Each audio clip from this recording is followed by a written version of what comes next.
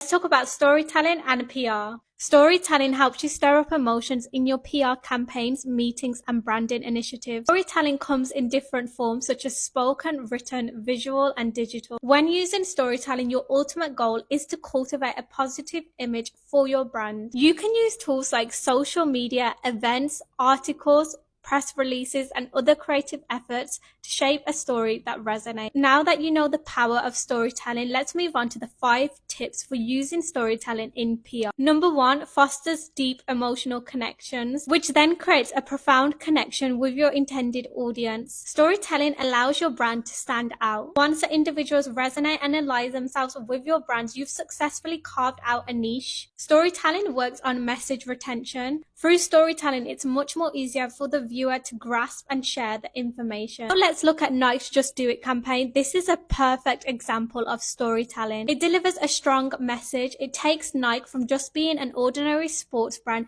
to a symbol of empowerment and motivation. In today's world where information overload is what most brands seek, craft your unique narrative and stand out to your audience.